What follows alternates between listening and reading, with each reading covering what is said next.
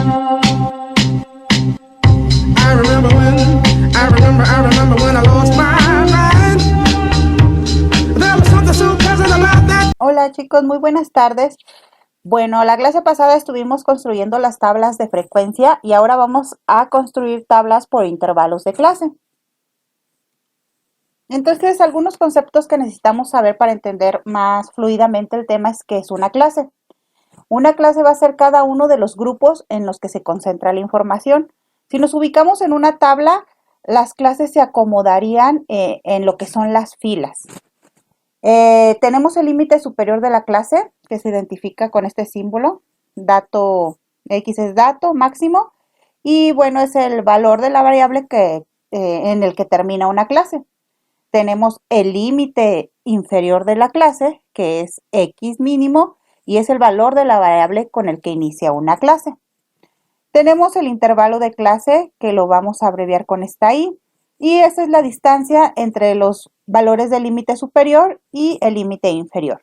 Y tenemos la marca de clase, que la abreviaremos M, y este es el promedio del límite inferior y superior de una clase.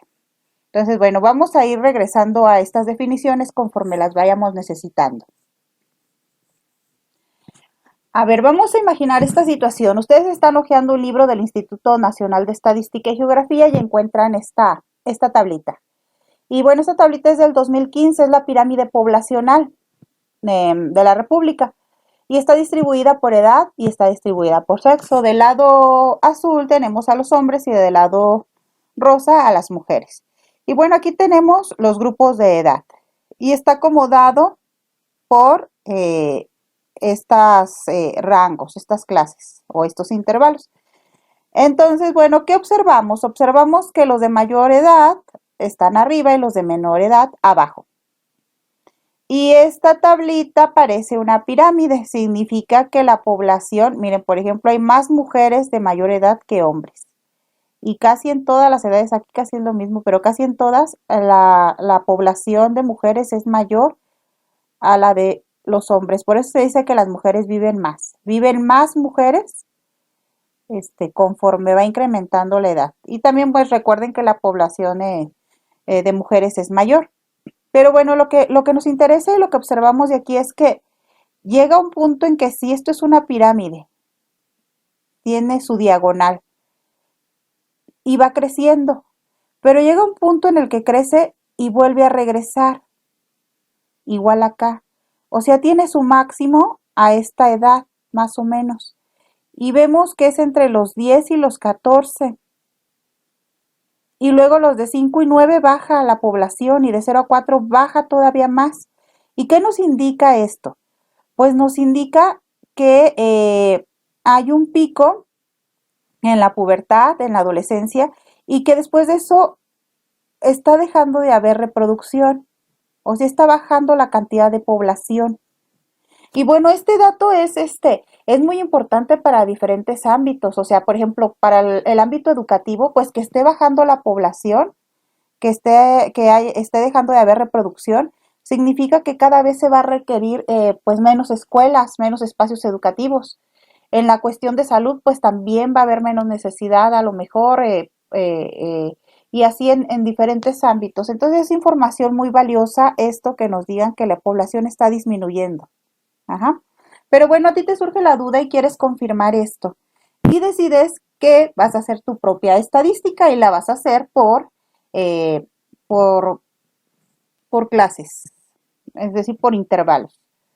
Entonces vamos a ver cómo se hacen las tablas por intervalos de clase. Te vas a la calle y bueno, decides otra vez entrevistar. En este caso puse 20 datos nada más como ejemplo, para rápido. Recuerden que la muestra va a depender del número de la población. Entonces, resulta que sales y te encuentras a las primeras 20 personas y vas preguntándoles su edad. Y estas son las edades: 18, 25, 7, 9, 23, 15 y así hasta juntar las 20. Aquí tenemos 20 datos. Entonces, nuestra muestra es de 20 unidades o 20 individuos y recuerden que la muestra se abrevia con la letra N. Para construir esta tablita por intervalos de clase vamos a primero a tener 3 pasos previos. El primer paso previo es construir el rango, que lo vamos a abreviar con la letra R. Y el rango va a ser igual al valor máximo y el valor mínimo que tienes aquí. Entonces buscamos cuál es el valor máximo.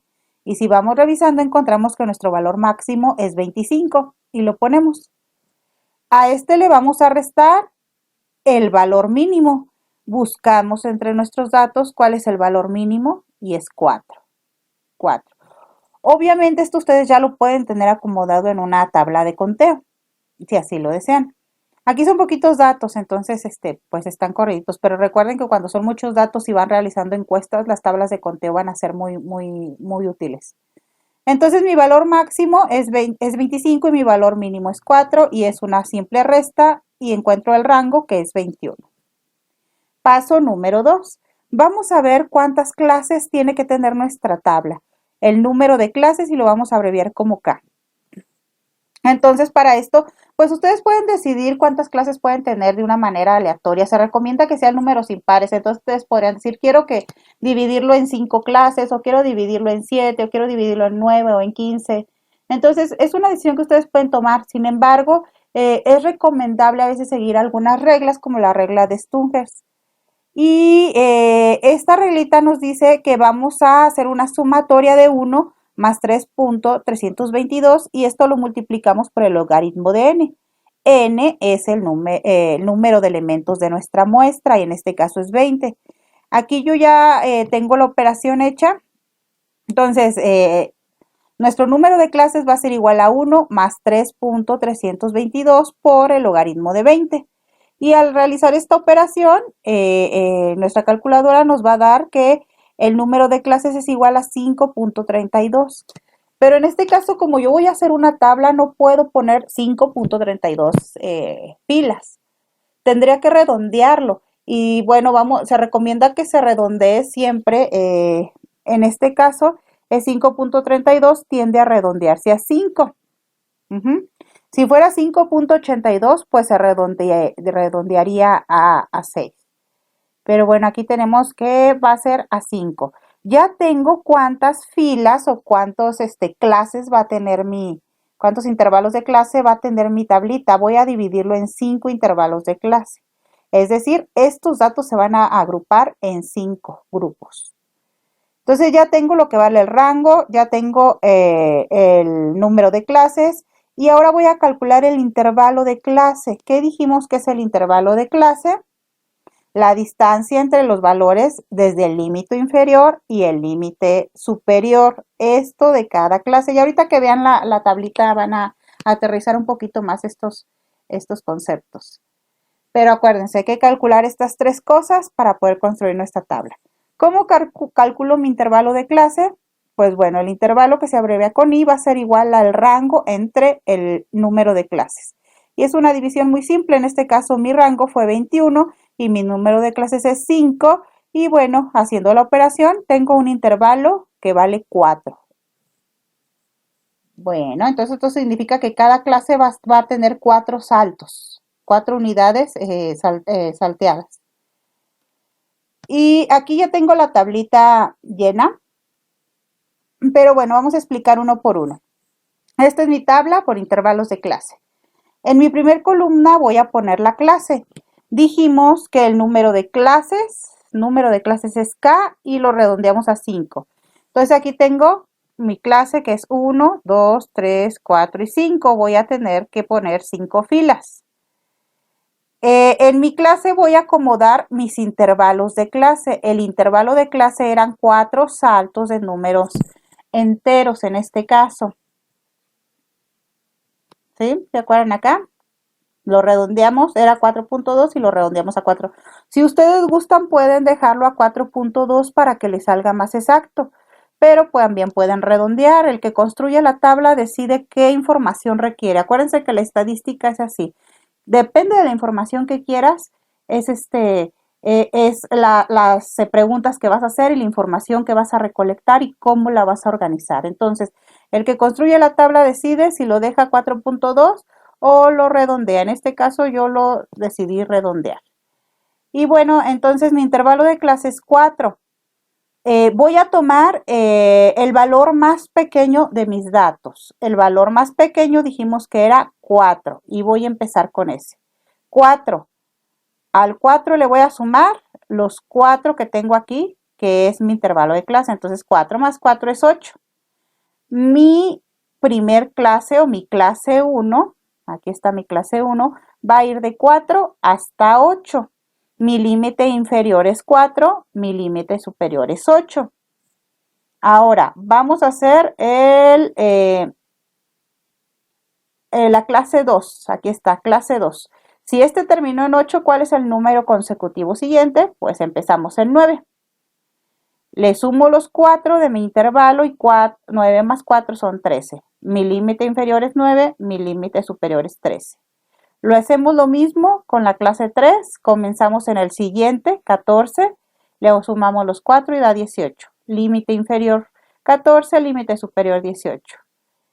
En mi clase 4 empezamos en 19 y terminamos en 23 y tengo el límite inferior 19, límite superior 23. Y en mi clase 5 tengo mi límite inferior en 20, aquí era en 24. Bueno, aquí hagan de cuenta que tiene un 4.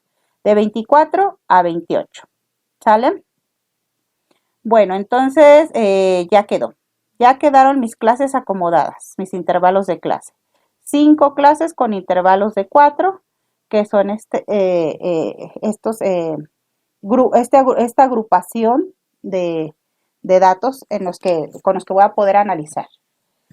La siguiente columnita, pues bueno, marca de clase. Estas que ven acá son las que ya hicimos la clase pasada. Entonces, los conceptos nuevos de esta clase es cómo hacerlo por clases y qué es la marca de clase. Entonces, dijimos que la marca de clase era promedio del límite inferior y el superior de una clase. Entonces, el promedio se saca sumando los dos valores y dividiéndolo entre 2.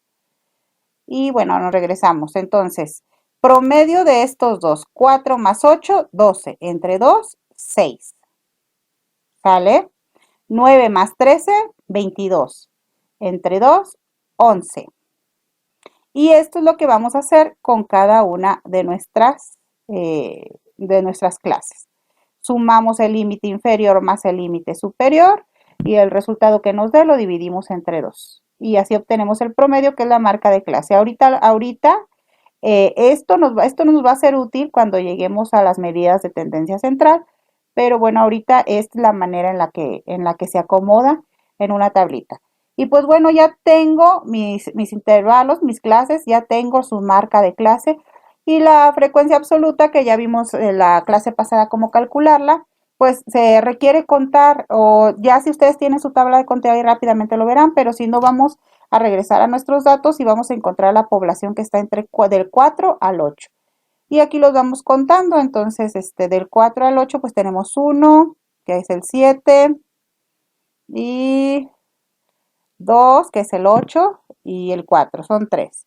Y eso vamos a ir haciendo con cada uno de los intervalos. Vamos a ir viendo cuántos valores tenemos, los podemos ir tachando para no confundirnos. En este caso ya adelanté yo para explicarles directamente.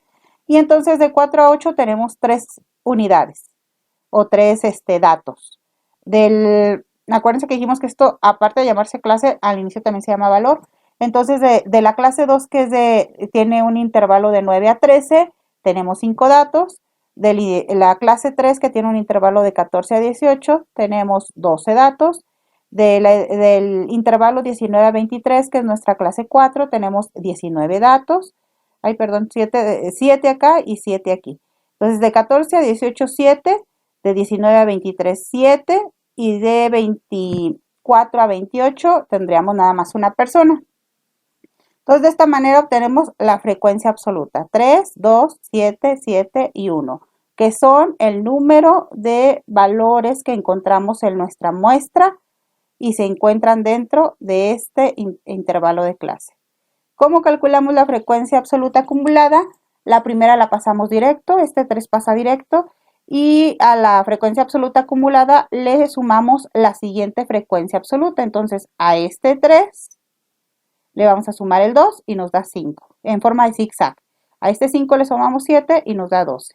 A este 12 le sumamos 7 y nos da 19. Y a este 19 le sumamos 1 y nos da 20.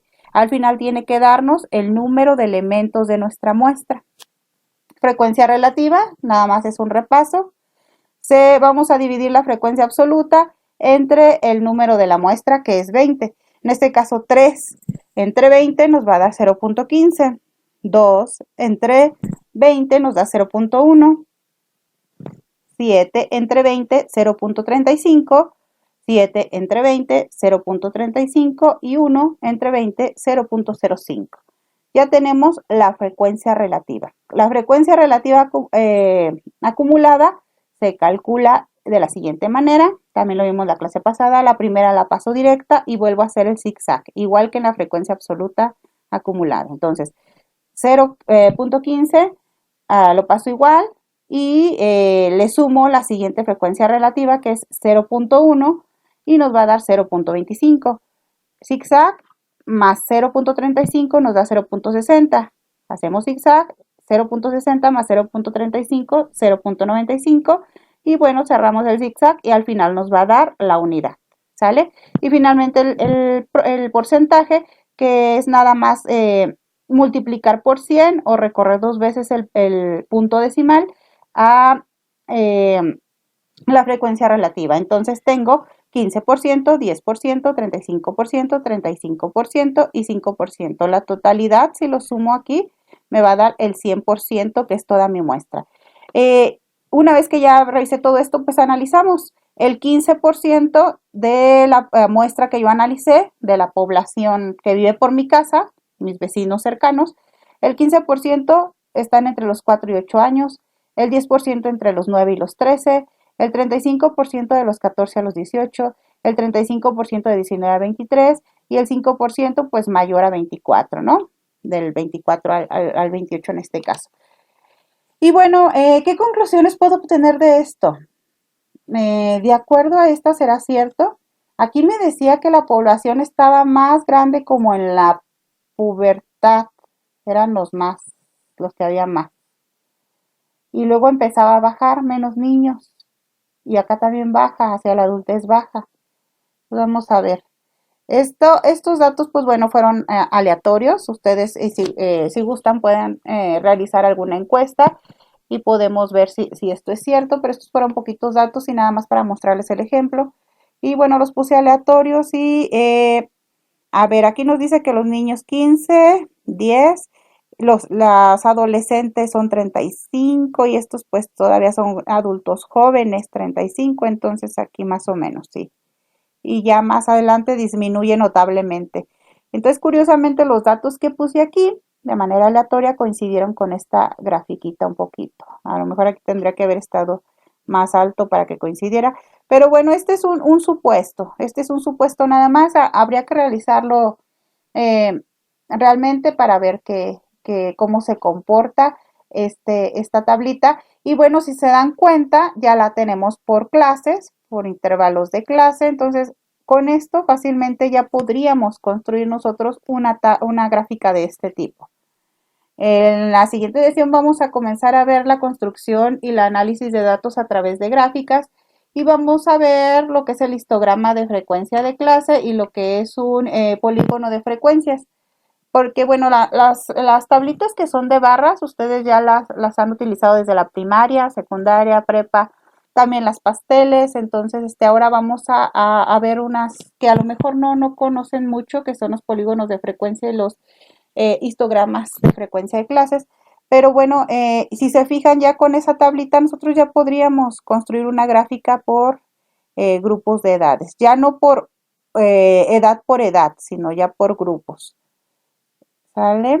Bueno, entonces, chicos, esta fue la clase de hoy, la construcción de tablas por intervalos de clase. Pues bueno, les dejo esta frasecita relacionada con la perseverancia que dice: los grandes trabajos no son hechos por la fuerza, sino por la perseverancia. ¿Vale? Entonces, cuídense mucho y estamos leyéndonos en la plataforma para seguir comentando este tema. Hasta luego. Does that make me crazy?